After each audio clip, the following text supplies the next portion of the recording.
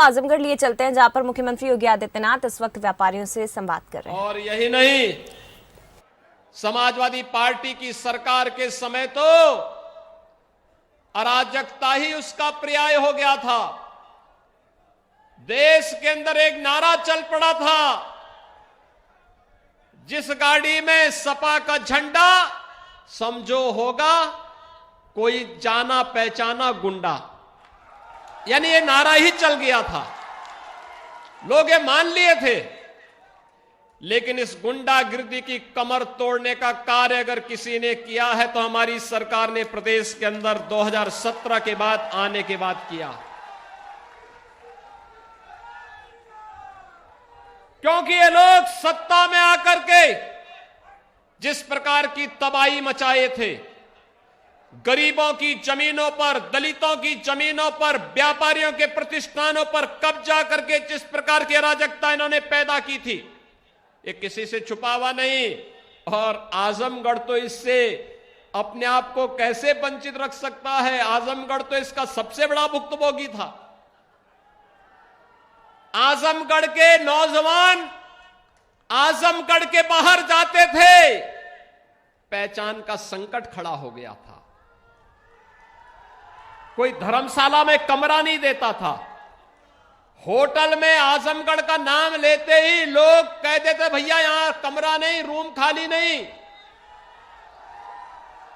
भाइयों बहनों, ये पहचान का संकट किसने खड़ा किया था? ये पहचान का संकट उन्हीं लोगों ने किया था जिन लोगों ने कोरोना कालखंड में आजमगढ़ के लोगों को लावारिस छोड़ दिया।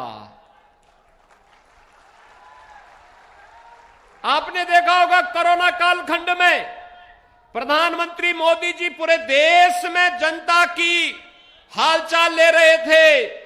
मैं उत्तर प्रदेश के प्रत्येक जनपद में जा रहा था, आजमगढ़ में भी 3 बार मैं कोरोना के दौरान आया था देखभाल करने के लिए कि यहां मेडिकल कॉलेज, हॉस्पिटल में उपचार की व्यवस्था है या नहीं है। हमारे भारतीय जनता पार्टी के सांसद और विधायक हालचाल ले रहे थे, पदाधिकारी सेवा के कार्य से जुटे हुए थे। लेकिन आजमगढ़ के सांसद नदारद थे, वे गायब थे, उनका कहीं पता ही नहीं था, उनका पता ही नहीं था। एक बार तो मैंने पूछा, भाई सभी सांसदों का हालचाल लिया जा रहा, वो है कहां? तो पता लगा कि इंग्लैंड गए हैं। दूसरी बार मालूम क्या कहां है, तो पता लगा ऑस्ट्रेलिया गए हैं।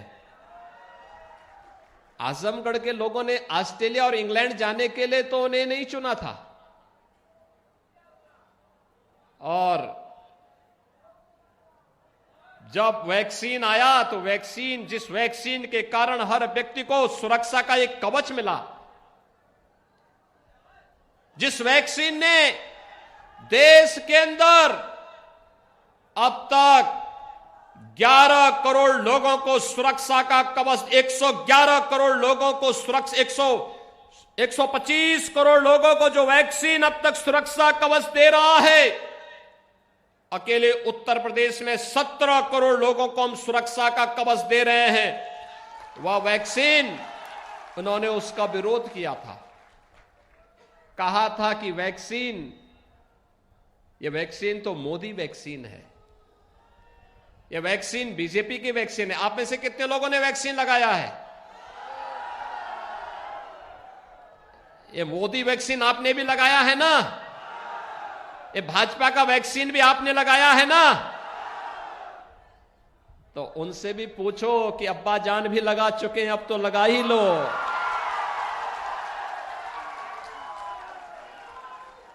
अब ये वैक्सीन लगा ही लेना चाहिए, क्योंकि एक नया वेरिएंट आ गया है कोरोना का। वैक्सीन लगा लोगे तो कुछ सच बोलने की आदत हो जाएगी, नहीं तो झूठ पे झूठ बोल करके जैसे आजमगढ़ के लोगों को धोखा दे रहे थे, प्रदेश के लोगों को धोखा दे रहे थे। आजमगढ़ में मुलायम सिंह जी भी सांसद रहे, समाजवादी पार्टी की सरकार थी, तब भी विश्वविद्यालय नहीं आ पाया। आया विश्वविद्यालय, मिला।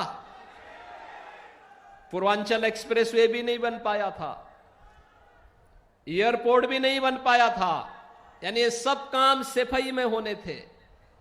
आजमगढ़ विकास के लिए कहां था? आजमगढ़ में तो पेशेवर माफिया और अपराधियों को प्रश्रय देकर के उनको अपने कंधों में ढोते थे, अपने सिर में लेकर घूमते थे,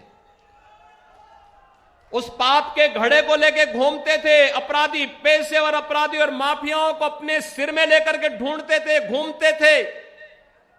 और पहचान का संकट आजमगढ़ के नौजवानों के सामने, आजमगढ़ के सामान्य नागरिकों के सामने आता था। भाइयों बहनों, याद करिए, इसी आजमगढ़ को पूर्वांचल एक्सप्रेसवे भी हमने दी और गोरखपुर लिंक एक्सप्रेसवे भी आजमगढ़ होते हुए गोरखपुर की तरफ जा रहा है। ये 4 लेन की कनेक्टिविटी दोहरी घाट से होते हुए, जौनपुर होते हुए प्रयागराज के लिए भी 4 लेन और वाराणसी के लिए भी 4 लेन की कनेक्टिविटी ये भारतीय जनता पार्टी की सरकार ने दिया है।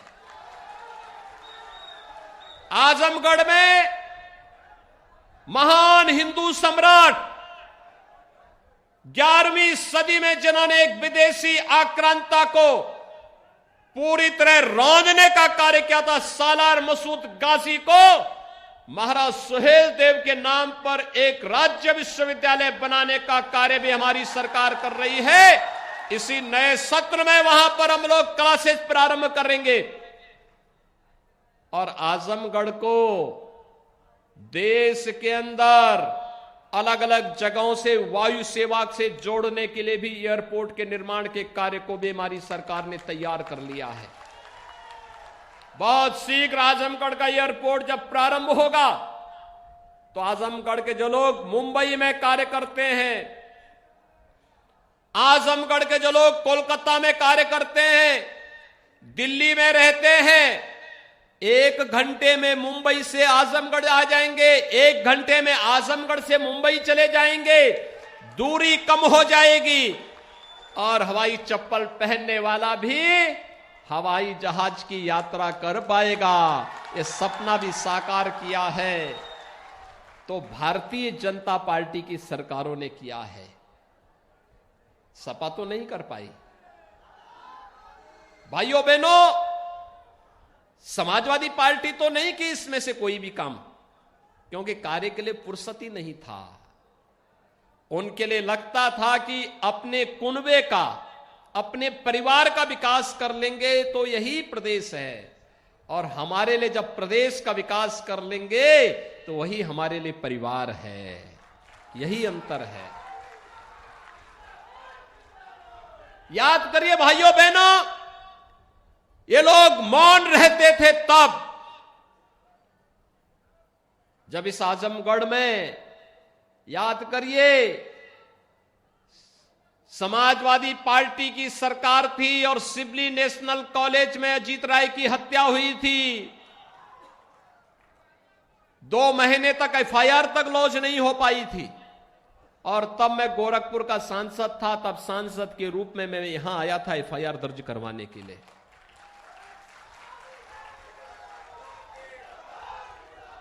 भाइयों बहनों, ये क्षेत्र जिसमें ऊर्जा है, प्रतिभा है, आजमगढ़ का नौजवान जो मुंबई गया, दिल्ली गया, कोलकाता गया, उसने समृद्धि की नई ऊंचाइयों को छुआ।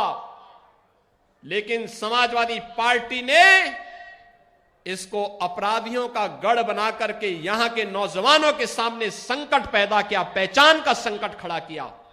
और यही कारण था, ये पेशेवर अपराधी और माफिया जब निकलते थे, गरीबों और व्यापारियों के मन में एक भय पैदा होता था कि न जाने किसके मकान पर कब्जा कर लें, किसके प्रतिष्ठान पर कब्जा कर लें। और इन्होंने तो समय की सरकारों के समय में, उस समय इन्होंने जो कुछ संपत्ति अर्जित की थी, उस संपत्ति को वापस लेने का कार्य हमारी सरकार कर रही है। 1900 करोड़ रुपए की संपत्ति हमने जब्त कर ली है। लगभग इतने ही संपत्ति को जो अवैध तरीके से इन्होंने इमारतें बनाई थी, हमें लगा कि नहीं ये अवैध है, सार्वजनिक संपत्ति पर बना है, वहां पर बुलडोजर चलाने का काम भी किया गया है। और आज जब बुलडोजर चलता है तो भाइयों बहनों, सबसे ज्यादा पीड़ा होती है समाजवादी पार्टी को और कांग्रेस को, इन्हीं को ज्यादा पीड़ा होती है। सपा हो, बसपा हो, कांग्रेस हो, इनको गरीबों से, गांव से, महिलाओं से, युवाओं से कोई लेना देना नहीं। जब भी इनको अवसर मिलता है, इनको अवसर मिला, इन्होंने अत्याचार किया, शोषण किया, अराजकता फैलाई। अगर इनको सत्ता में रहने का अवसर मिला, इन्होंने कुछ कार्य किया होता, तो गरीब के पास मकान का अभाव नहीं होता।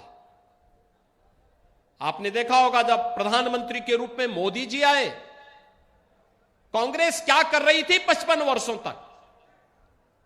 सपा बसपा बिना मांगे ही 10 वर्षों तक कांग्रेस नेतृत्व की यूपीए सरकार को समर्थन दे रही थी। क्यों नहीं तब गरीबों के मकान बन गए? तब क्यों नहीं गरीबों के घर में विद्युत का कनेक्शन मिल गया? गांव गांव में बिजली क्यों नहीं आ पाई? हर गरीब को शौचालय क्यों नहीं मिल पाया? हर गरीब को रसोई गैस का कनेक्शन क्यों नहीं मिल पाया? और कोरोना के दौरान भाइयों बहनों, हर गरीब को फ्री में राशन क्यों नहीं मिल पाया?